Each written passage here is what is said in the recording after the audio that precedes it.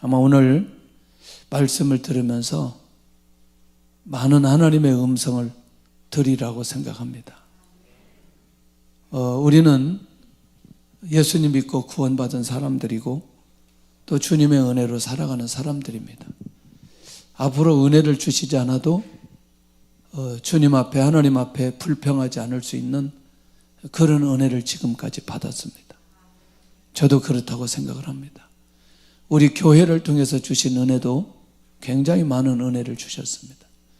지금 더 은혜를 주시지 않아도 저는 하나님 앞에 불평한 말이 없습니다. 오늘 이 주님이 부활하시고 제자들을 찾았거든요. 그런데 잠깐 어느 목사님이 신방을 하는데 그 집에는 항상 비 오는 의자가 있어요. 목사님이 가서 의자에 앉으려고 하니까 꼬마가 안 된대요. 아니, 목사님이 신방 와서 그 의자 앉으려고 하는데 안 된다고 하는 거예요. 그래서 아니 야 목사님이 앉아야 되는데 왜 앉으면 안 되냐 그랬더니 그 이유는 그 의자는 예수님 의자라는 거예요. 그래서 의자 앉으면 안 된다는 거예요.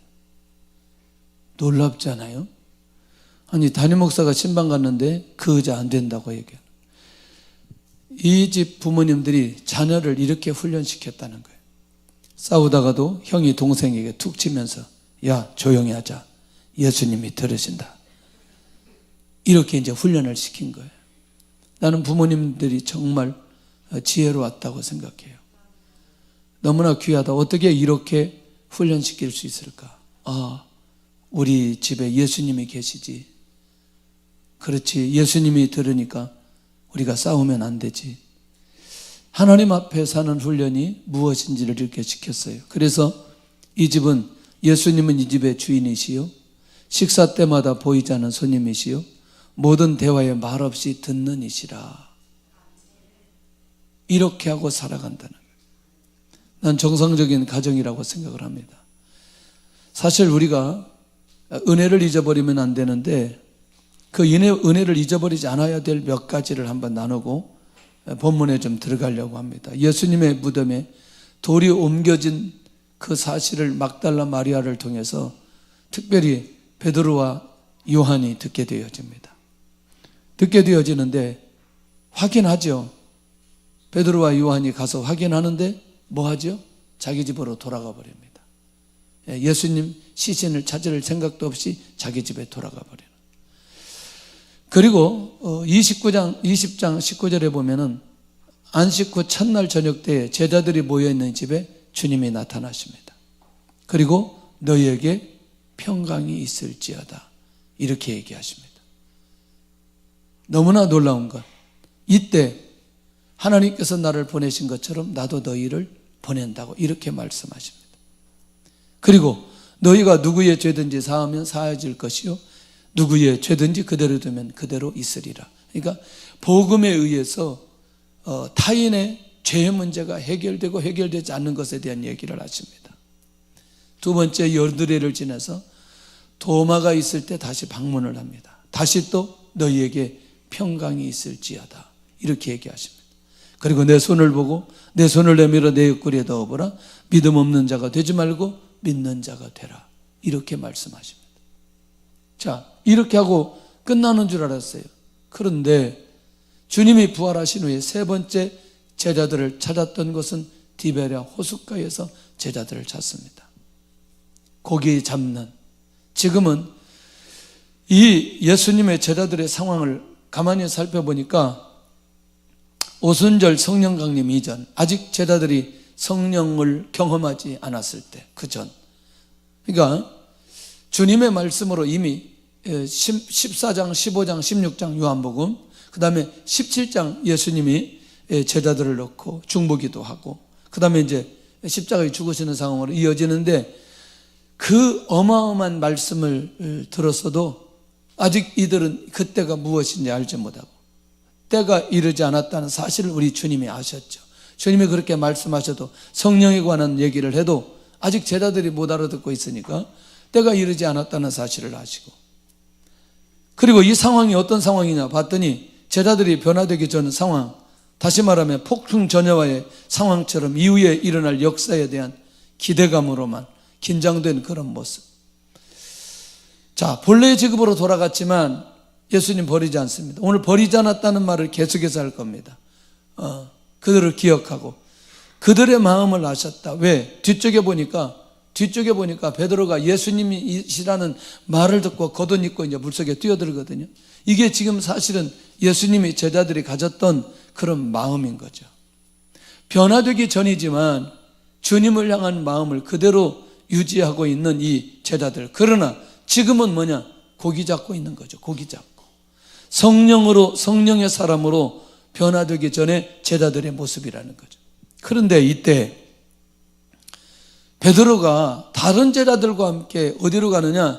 이렇게 말합니다. 나는 물고기 잡으러 가노라. 자, 변화되기 전, 성령 받기 전, 폭풍 전야와 같은 상황, 주님과의 마음 그대로 유지한 그 상황인데 나는 물고기 잡으러 가노라. 이렇게 얘기하니까 다른 제자들과 함께 물고기 잡으러 그 현장으로 가버리게 되는 거죠. 굉장히 놀라운 거죠. 사실은 처음부터 이 베드로는 리더십이 있었어요. 리더십이 있었는데 그 리더십을 지금은 어떻게 사용하느냐? 예수님의 다른 제자들이 물고기 잡으러 가도록 그 리더십을 발휘하고 있는 것을 보게 된다는 거죠. 놀랍지 않아요? 사실 우리가 살펴보니까 한 사람 이상, 두 사람, 세 사람 이상의 다른 사람들에게 영향을 미칠 수 있더라고요. 그런데 가정이나 교회나 직장이나 사업장이나 어디에서든지 한 사람이 어떤 방향으로 끌고 가느냐에 따라서 공동체 전체가 이상한 방향으로 갈 수도 있는 거죠. 이건 굉장히 중요하죠. 진짜 공동체를 귀하고 아름답게 세우려고 할 때는 모든 사람들의 마음을 하나로 묶어서 하나님의 인도로 받아갈 수 있는 그런 아름다운 공동체로 만들 수도 있다. 근데 지금 이 제자들의 모습을 보니까 나는 물고기 잡으러 가노라. 베드로가 그러니까 다른 제자들도 저절로 따라가게 되어지는 걸 보게 된다는 굉장히 중요한 시간이죠. 아직은 리더로서 올바른 방향과 목적을 제시하지 못하고 있는 이 베드로의 모습. 그런데 우리가 1장에 가서 보면 베드로가 딱 변화되어 있는 모습이죠. 성령으로 변화되니까 어떻게? 마띠아 채우고요. 2장에 가서 복음을 전하고 3,000명 돌아오게 만들고 3장에 가서 안진뱅이 일으키고 4장에 가서 담대하게 복음을 전하고 계속해서 이런 일들이 이제 결국에는 베드로를 통해서 계속해서 나타나게 되는 것을 보게 된다는 거예요. 할렐루야. 이야. 자, 그런데 베드로의 결단으로 물고기를 잡으러 간 제자들은 놀랍게도 그날에 밤이 새도록 그물을 내렸으나 아무것도 잡지 못했다는 게 이게 이제 중요하죠. 왜냐? 지금 예수님의 제자들은 이제 그물과 상관없이 앞으로 살아가야 되는 거죠. 이해되시나요? 그런데 지금 이들이 뭐 하고 있어요? 물고기 잡고 있는 거죠. 그러니까 지금 이들은 텅 빈 그물을 가질 수밖에 없는 상황에 이른 거죠. 재밌어요. 아주 재밌어요. 한 40년 목회해 보니까 보이는 거죠. 이렇게 가정이 보이는 거죠. 그 다음에 사업장이 보이는 거죠. 그가 하는 것들이 보여지는 거죠. 어떻게 보여지느냐? 이거 안 되겠는데, 이건 그냥 안 되겠는데, 이건 그냥 안 되는 건데, 근데 축복해 달라고 그래요. 축복해 달라고, 기도해 달라고 그래요. 그냥 안 물어봐도, 누구한테 얘기하지 않아도 이건 안 되는 건데. 지난번에 우리 청년이 여기 왔어요. 와서 이제 인사를 시키는데, 앞으로 그 식당을 할 계획이라고 그러는 거예요. 근데 주점을 할까, 식당을 할까, 이렇게 갈등한다는 거예요. 지금 제가 이렇게 얘기했어요. 우리 그냥 느낌이 와요, 안 와요? 그냥 느낌이 와요, 안 와요? 주점하면 될 것 같아요, 안 될 것 같아요? 안 된다니까. 이게. 예. 제가 이제 그 통계로 얘기하는 거죠. 경험상으로. 교회가 들어있는 건물에 술집이나 주점이나 술집도 이상한 술집. 뭐라고? 룸사롱. 다 망해요. 이상하죠. 왜 그러냐면 이게 교회가 들어있잖아요. 아무리 교회가 이게 힘이 없고 교회가 역사가 일어나지 않은 교회라도 주님이 함께 하신다니까요. 근데 그 건물에 드나드는 사람들이요, 이게 주께서 역사하신다니까. 세상에 주님이 역사하는 게 아니라 주님이 역사하신다니까. 장사가 안 돼요. 그러니까 그냥 경험적으로 알겠어요. 경험적으로 누가 무엇을 한다, 지금 무엇을 하고 있다, 이게 결과가 어떻게 될 건지 알겠어요. 예를 들어서 이게 지금 죄를 짓도록 하게 하는 건지, 아니면 건강한 것인지, 아니면 이게 지금 주님을 위한 건지 자기를 위한 건지 세밀하게 들어가 보면 금방 알 수 있는 것들이 굉장히 많은 거죠. 하나님이 계시해 주지 않아도 그냥 알겠어요. 그러니까 이건 안 된다, 그렇게 가면 안 된다. 그러면 뭐라고 말하냐면 이렇게 말하죠. 제가 갈 때까지 가보고 그 다음에 제가 돌아오겠습니다, 이렇게 얘기하는 거예요. 근데 그러면 어떤 일이 벌어지냐면 일단 시간이 가버리죠. 그 다음에 경제적으로 손실이 너무나 많죠. 그 다음에 다시 회복하려고 하니까 그런 에너지가 있지 않다는 거죠. 굉장히 놀라운 거죠. 제가 보니까, 제가 경험이죠, 이것은. 하루에 내가 쓸 수 있는 에너지의 양이 있더라고요. 우리가 20대 쓸 수 있는 에너지의 양이 있어요. 그런데 한 번 쓰고 나면 그 에너지가 다시 나오지 않아요. 이상하죠? 그런데 이미 20대, 30대, 40대 다 썼는데 다시 또 에너지가 나온다? 이건 쉽지 않다. 그러니까 지금 그 일은 우리 주님께서 그 그물은 텅 비게 만들 수밖에 없는 거죠. 왜냐하면 그 길로 가면 안 되기 때문에, 주님의 길이 아니기 때문에, 주님이 원하는 게 아니기 때문에 주님께서 이것을 철저하게 막고 계신다는 사실을 아는 순간에 다시 주님 앞에 돌아와 주님의 뜻을 이루게 된다는 사실이 너무나 중요하다는 거예요. 그래서 이제 이런 얘기들을 알아듣는 사람들에게는 얘기를 하죠. 알아듣는 사람들에게, 열린 사람들에게는 얘기를 하죠. 아까 2부 예배 때 중학생이 왔어요. 중학생이 왔는데 잠깐 어디 갔다 왔어요. 어디 갔다 온 거는 뭐 교도소 갔다 그 얘기가 아니고 약간 뭘 받고 왔어요. 내가 데리고 오라 그랬어요. 일부러 데리고 오라 했어요. 얘가 평택에 살아요. 평택에 사는데 제가 와서 이렇게 얘기했어요. 분명히 그 앞에, 너는 지금 몇 학년이냐? 중학교 2학년이라 그래. 중학교 2학년인데 너 앞으로 한 4, 5년 동안만 목사님 지도 받아라. 그러면 너 괜찮을 거다. 나중에 엄마가 왔어요. 엄마가, 제가 아들을 회유할 줄 알고 엄마가 왔어요. 그 엄마한테 딱 앉혔어요. 그리고 다 보냈어요. 엄마하고 얘기 나눠보니까 엄마가 깨어 있어야 될 것 같아요. 이사 와야 된다. 엄마가 결정해야 된다. 인도받아야 된다. 그래서 이제 돌아갔어요. 돌아갔는데 어떤 일이 벌어지냐. 엄마가 약간 왔다 갔다 하니까 아들이 하는 말이, 난 앞으로 목사님의 지도를 받겠다고. 그렇게 하고 아까 중등부 2부 예배 때 와서 앉아 있더라고요. 나중에 보니까 엄마도 같이 와 있어요. 중학교 2학년 학생이 말귀를 알아들은 거예요.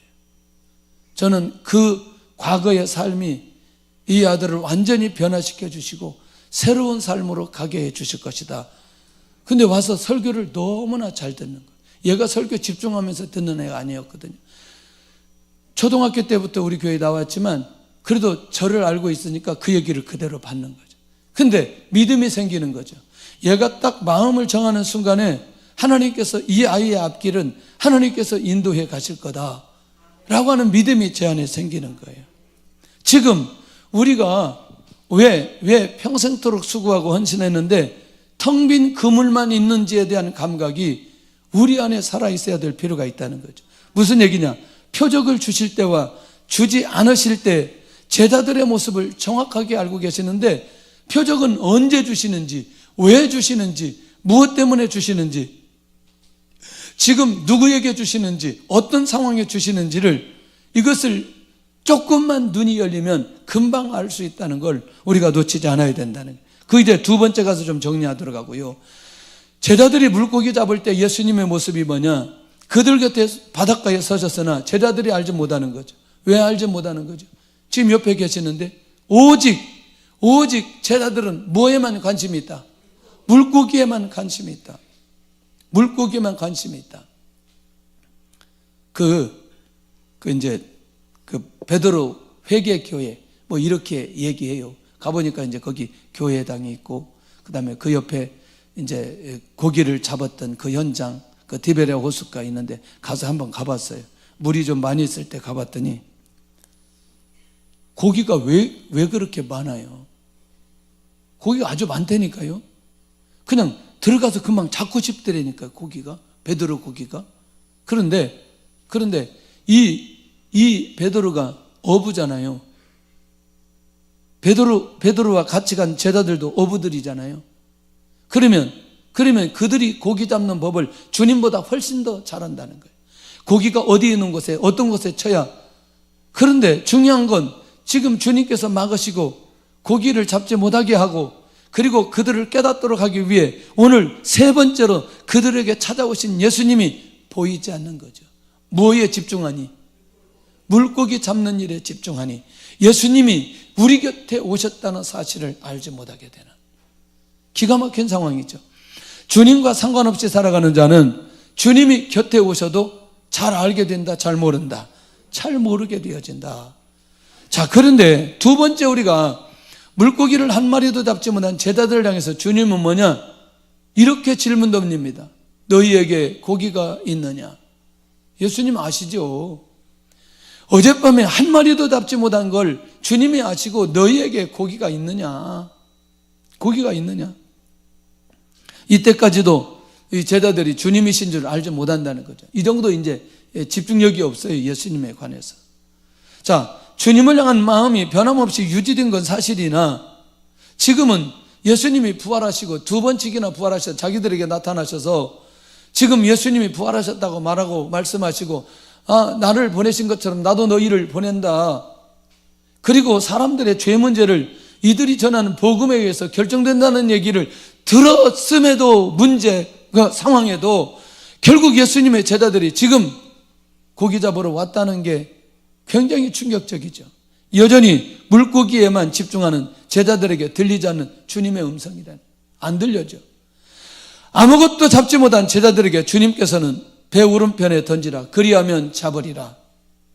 배 오른편에 던지라, 그리하면 잡으리라. 그러면 왼편에 던지면 못 잡나요? 예수님의 이 말씀은 지금 예수님이 누구인지를 이 표적을 통해서 제자들에게 보여주시기 위한 가장 중요한 목적이었다는 거죠. 예, 그물을 던졌더니 물고기가 많아 그물을 들 수 없더라. 결국 뭐냐면 자기 인생의 가장 마지막 그물을 내리는 거죠. 누구에 의해서? 예수님에 의해서. 예수님의 명령과 예수님의 말씀에 의해서.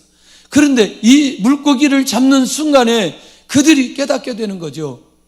저분이 누구라는 걸, 부활하신 예수님이라는 사실을. 그러니까 부활하신 예수님이라는 사실을 더 확실하게 그들 앞에 표적으로 보여주실 뿐만 아니라 지금 자기들이 계속적으로 물고기를 잡아서는 안 된다는 사실을 깨닫도록 하기 위한 시간도 된다는 것이죠. 할렐루야.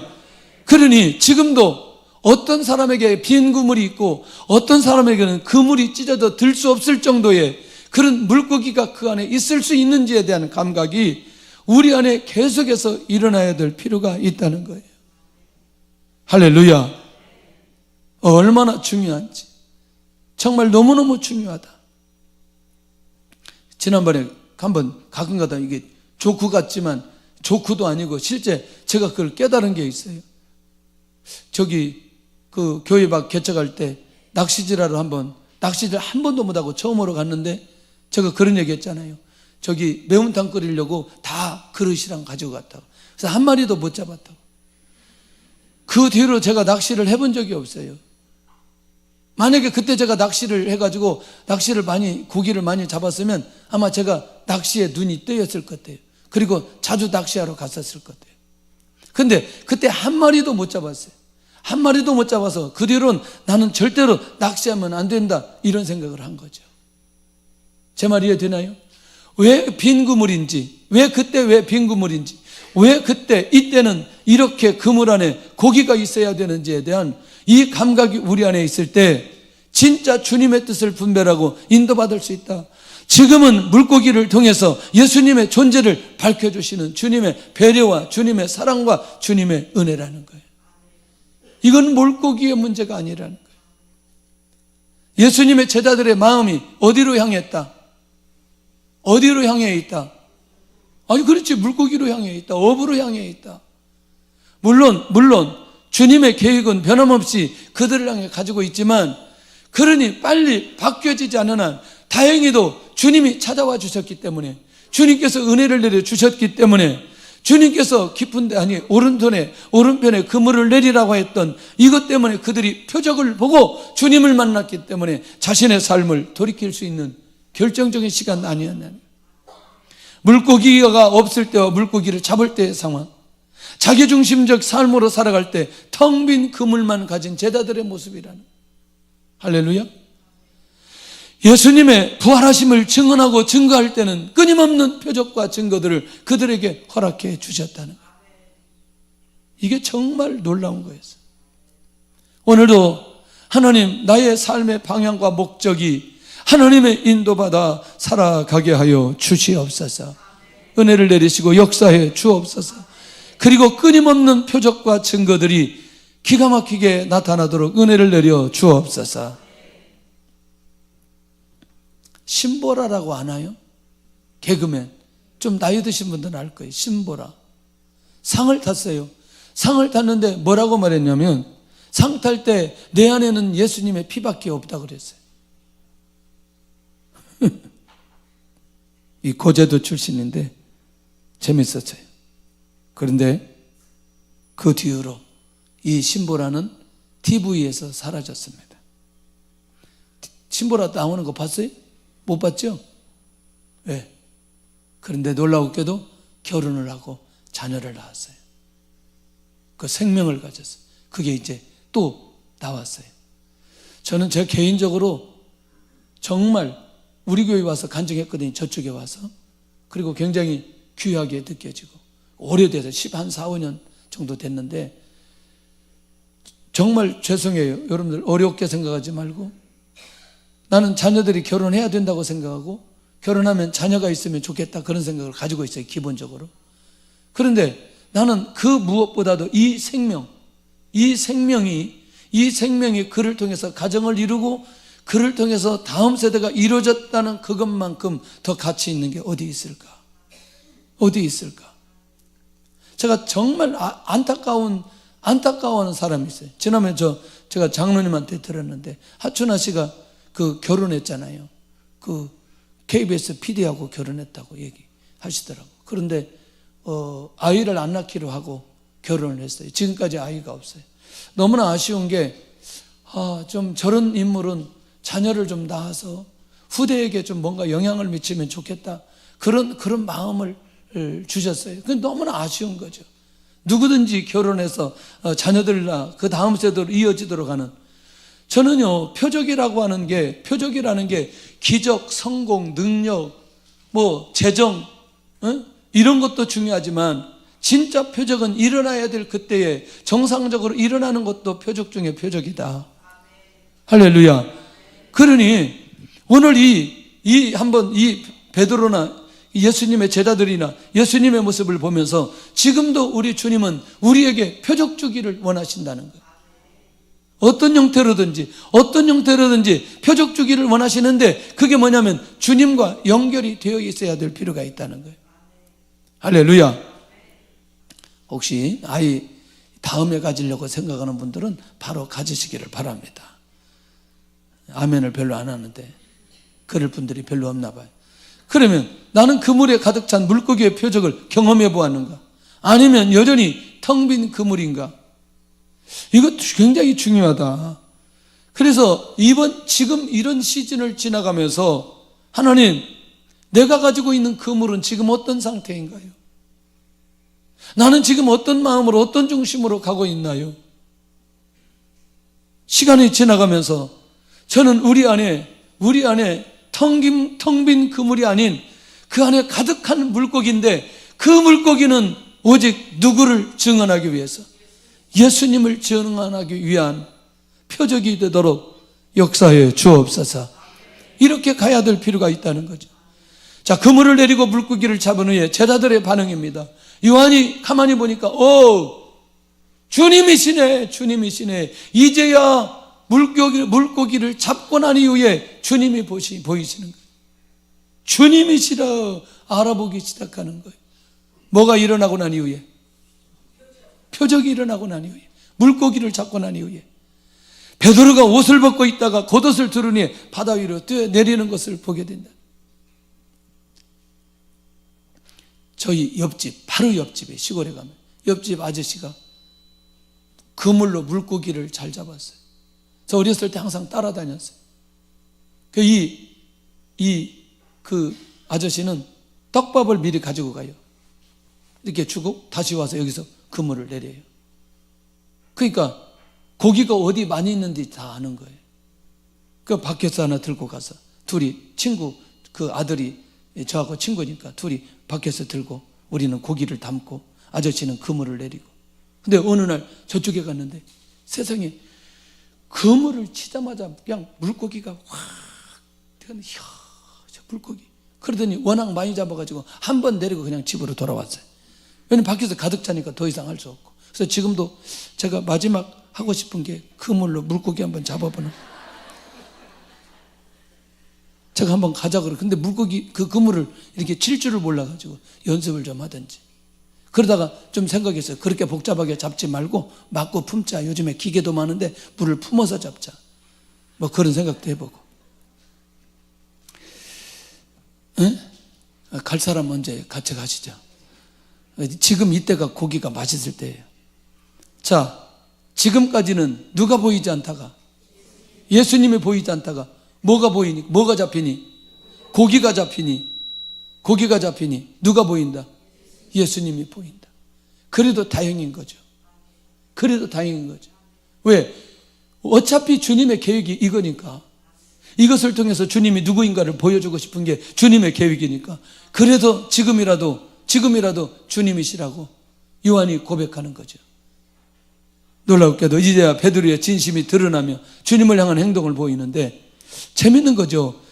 결국 뭐냐? 베드로가 옷을 벗고 있다가 겉옷을 두르니 바다 위로 뛰어내리는 거죠. 누구가 왔다는 것 때문에, 예수님이 오셨다는 것 때문에. 이게 베드로가 가지고 있는 진심이라는 거예요. 할렐루야. 주님 부인했지만 여전히 베드로는 주님을 향한 마음을 가지고 있어요. 물고기 잡지만 여전히 주님을 향한 마음이 그대로 있어요.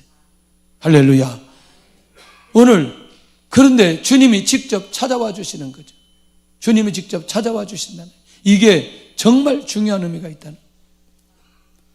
오늘도 시 공간을 초월해서 주님이 우리를 찾아와 주신다는 사실을 놓치지 않기를 바랍니다. 할렐루야. 어떤 상황 속에서도 주님이 찾아와 주셔서 우리와 함께 우리를 세우시고 우리를 다시 부르시고 인도하시고자 하는 그 주님의 마음, 주님의 사랑, 주님의 중심이 보여질 때에 우리가 주님 앞에 반응하며 나갈 수 있다는 거죠. 결국 이제 확인할 수 있는 거죠. 이제 조금 있다가 더, 물론 본문으로는 우리가 다음 주에 봐야 되지만 지금 시간상으로는 계속해서 이어지는 주님의 사랑과 주님의 관심이 어떻게 나타나는지. 결국 뭐냐? 그들이 잡은 물고기 숫자는 153마리, 153마리. 이처럼 많이 잡혔으나 그물은 찢어지지 않는. 그래서 어떤 분들은 이렇게 153 해가지고 나름대로 응답에 관한 얘기들을, 이렇게 많은 간증들이 있죠. 그러나 중요한 건 153마리건 1530마리건 이 물고기는 영혼 구원할 수가 없다는 거예요. 영혼 구원은 오직 누구를 통해서만, 예수님을 통해서만 영혼 구원할 수 있는 것. 예수님을 증언하도록 그렇게 잡히도록 하는 이 비밀. 자, 이제는 제자들은 더 이상 주님을 뭐 할 수 없도록, 부인할 수 없는 역사의 현장에 서 있게 되어지도록 주님께서 그들을 세워주시는 것을 보게 된다는 거죠. 자, 그러면 세 번째가 뭐냐면, 제자들에게 나타나신 부활하신 예수님은 이제 생선을 가져오라고 얘기합니다. 그물을 내렸으나 고기를 잡지 못한 제자들, 그리고 주님은 오른편에 그물을 내리도록 하고 고기를 잡게 하신 예수님. 세 번째 사건은 뭐냐면 예수님께서 생선을 가져오고 떡을 나눠줍니다. 예수님께서 정확하게 그리고 분명하게 부활하셨 분이라는 메시아라는 사실을 확인시켜 줍니다. 그리고 식사 자리를 통해서 이들과 깊은 교제를 시작하십니다. 자, 한번 13절 보겠습니다. 13절 시작. 예수께서 가셔서 떡을 가져다가 그들에게 주시고 생선도 그와 같이 하시니라. 아멘. 자, 12절 한번 더 보실래요? 시작. 예수께서 이르시되 와서 조반을 먹으라 하시니 제자들이 주님이신 줄 아는 고로 당신이 누구냐 감히 묻는 자가 없더라. 15절 한번 보실래요? 거기까지만. 나를 더 사랑하느냐 거기까지만 하십니다. 시작. 그들이 조반 먹은 후에 예수께서 시몬 베드로에게 이르시되 요한의 아들 시몬아 내가 이 사람들보다 나를 더 사랑하느냐. 여기 시기가 어느 시기예요? 조반 먹은 후에. 조반을 먹은 후에. 조반은 뭐죠? 아침 식사죠. 그러니까 식사 자리에서 우리 주님께서는 제자들을 확실하게 양육하고 있는 것을 보게 된다. 그러니까 이 식사는 이 땅에 주님이 계실 때 제자들과의 마지막 양육하는 시간이라는 거예요. 가장 역사적인 것이며 반드시 기억해야 되는데 이 사건 이후에 베드로와의 관계를 회복시키고 베드로의 신앙 고백을 받으시는 것을 보게 된다는 거예요. 어떠세요? 우리 5,000명, 500년 역사를 경험하고 예수님이 딱 하셨던 메시지 기억하시나요? 내가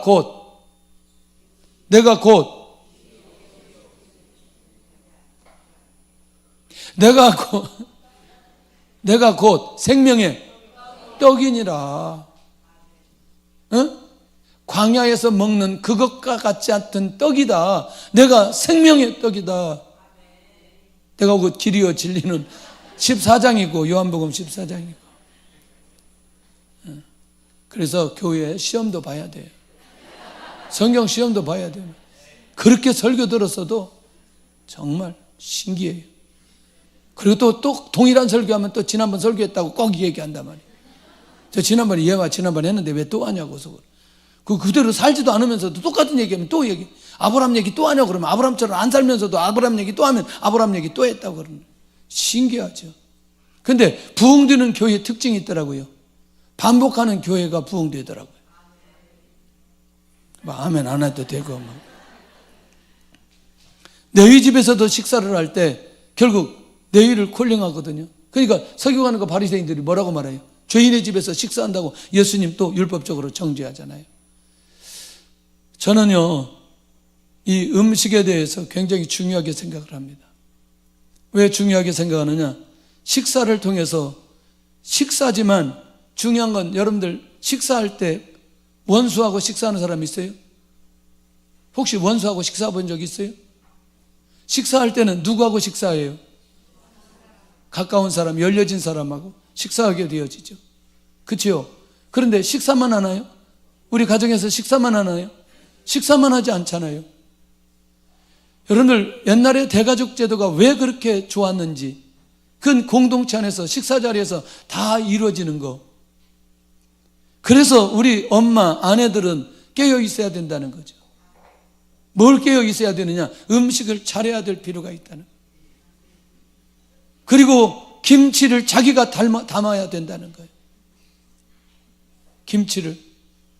그리고 저기 밖에서 사다가 반찬 갖다가 먹는 것보다 자기가 해놓는 반찬이 훨씬 더 맛있다는 것을 자녀들에게, 남편에게 계속해서 알려줘야 돼요. 다른 데서는 밥을 못 먹도록. 그래야 그 남편이, 그 자녀가 가정중심으로 갈 수 있다는 거예요. 성가대 내 물어볼 거예요. 지난번에 물어봤는데 김치 못 담는 사람 손 들어요. 빨리 들어. 지금 들어. 남자들이 왜 들어? 남자들이 들어요. 빨리 들어. 들으라니까. 근데 너무나 이거 들으면 놀라운 일이 벌어져요. 우리 김치 못 담는 사람 손 들어요. 자, 애취를 이따 가고.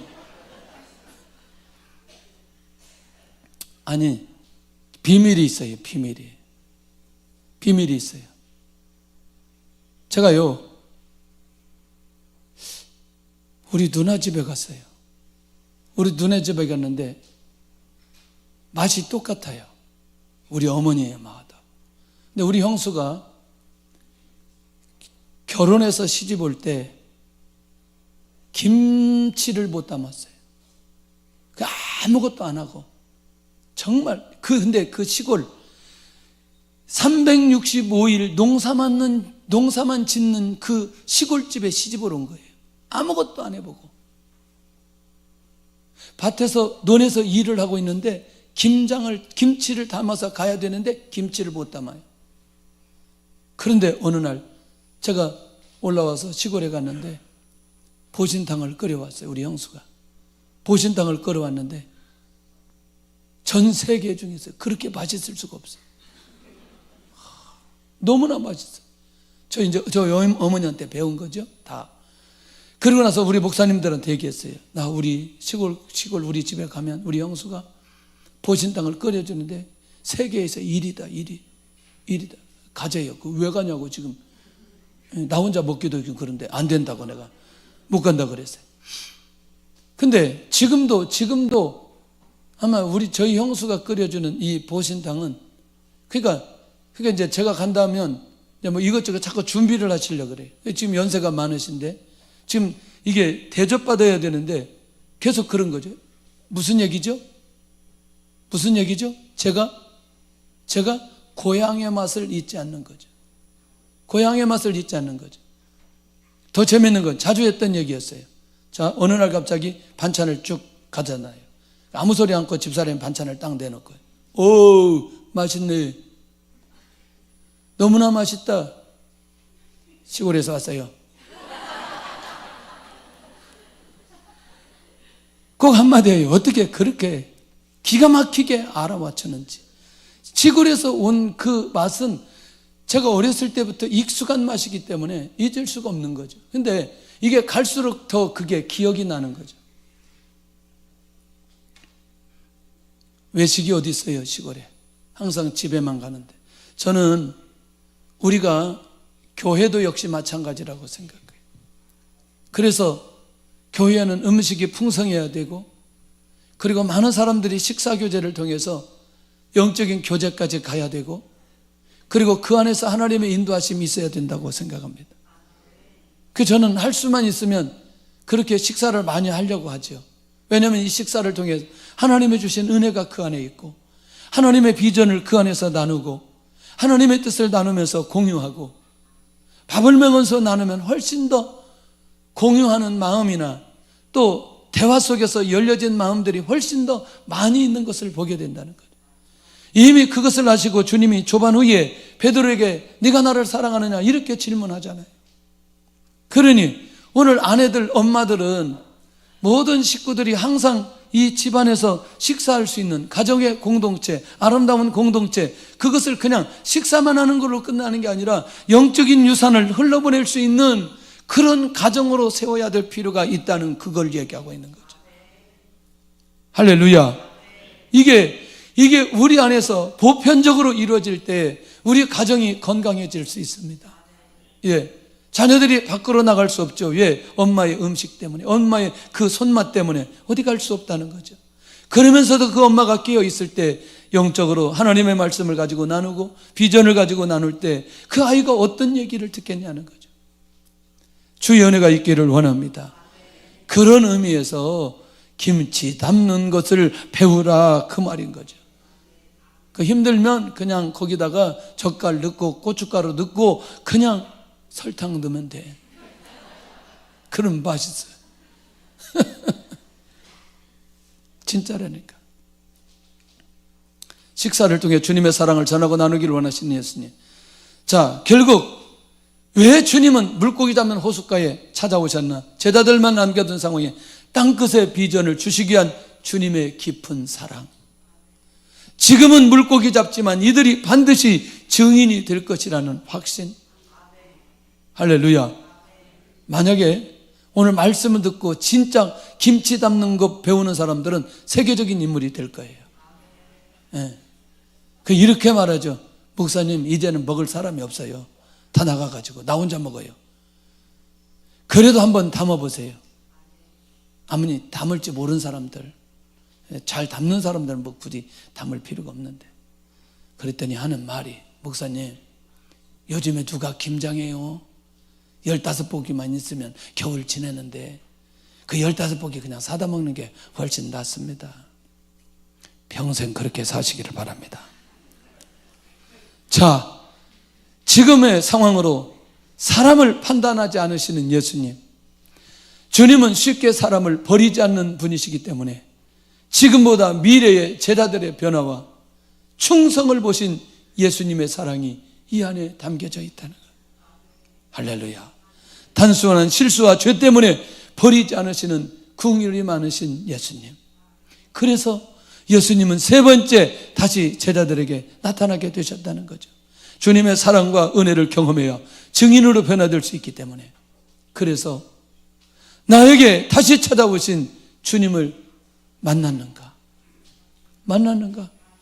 계속해서 찾아오시는 주님 만났는가? 예수님께서 나를 다시 만나주신 이유를 알겠는가? 나는 주님의 땅끝 비전을 다시 붙들었는가? 이제 그 비전을 위해서 살기로 결단했는가? 오늘 이 시간에 주님 찾아와 주셨습니다. 주님 만나시기를 바랍니다. 그리고 다시 주님의 이름으로 일어설 수 있기를 원합니다. 다시 주님의 비전을 붙들 수 있기를 예수님의 이름으로 축원합니다.